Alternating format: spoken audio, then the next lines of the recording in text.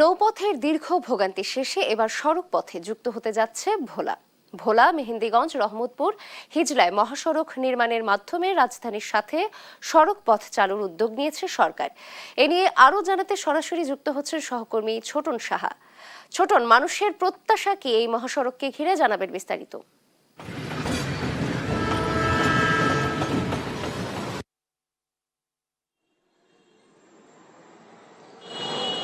নাবিলা, এই ভোলার মানুষের দীর্ঘদিনের যে দাবি ছিল, তারা আসলে নৌপথের যে ভোগান্তি পোহাত সেটি দাবি ছিল তারা যাতে সড়ক পথে তারা যাতে যুক্ত হন, সেই দাবি কিন্তু তাদের ছিল। এবং এই দাবির পরিপ্রেক্ষিতে কিন্তু তারা, আমরা দেখেছি যে বিভিন্ন সময় আন্দোলন সংগ্রাম করেছিল, বিশেষ করে ভোলা বরিশাল সেতুর দাবিতে কিন্তু তারা আন্দোলন সংগ্রাম কিন্তু করে আসছিল। এবং সেটি আসলে সরকার গতকালকে যে সিদ্ধান্ত হয়েছে, প্রধানমন্ত্রীর যে সিদ্ধান্ত হয়েছে, ভোলার সাথে যে সড়ক যোগাযোগ ব্যবস্থা মেহেন্দিগঞ্জ, রহমতপুর, হিজলা এবং বরিশাল পয়েন্টে যে রাজধানীর সাথে যে যোগাযোগ ব্যবস্থা চালু হওয়ার যে সিদ্ধান্তটি হয়েছে, এই খবর আসলে আনন্দে ভাসছে ভোলার মানুষ। এবং ভোলার মানুষের যে তারা মনে করছেন, তারা এই যে উদ্যোগটি নেওয়া হয়েছে এটি আসলে বাস্তবায়ন হলে ভোলার মানুষ সরাসরি সড়ক পথে যুক্ত হবে এবং রাজধানীর সাথে যে দূরত্ব সেটি কমে আসবে। এবং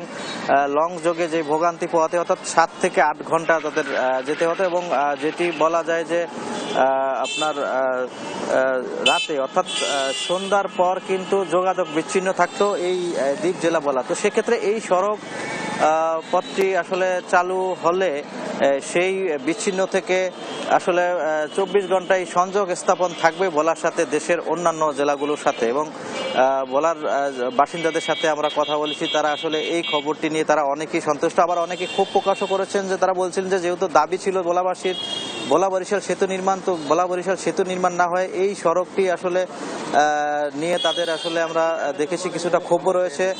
তাদের প্রত্যাশা তাদের যাতে ভোলা বরিশাল সেতুর যে সেটি স্থাপিত হয় এবং তার মাধ্যমে যাতে ভোলাকে মূল ভূখণ্ডের সাথে যুক্ত হয়, এমন দাবিও কিন্তু অনেকে করছেন। তো সব মিলিয়ে বলা যায় যে এই মহাসড়কের সাথে ভোলার যে যোগাযোগ ব্যবস্থাটি চালু হলে ভোলা যে দ্বীপের বাসিন্দা হিসেবে পরিচিত হলো সেটি কিন্তু আসলে দূর হবে এবং ভোলার মানুষ যুক্ত হবে সরাসরি রাজধানীর সাথে, অন্যান্য জেলার সাথে। এবং নিঃসন্দেহে যে আর্থসামাজিক উন্নয়নগুলো কিন্তু ভোলার বৃদ্ধি পাবে। তো এই ছিল আমার কাছে মহাসড়ক নির্মিতর ফলে যে ভোলার মানুষ যে আনন্দে ভাসছে। এবং এ নিয়ে সর্বশেষ তথ্য ফিরছি স্টুডিওতে। নাবিলা।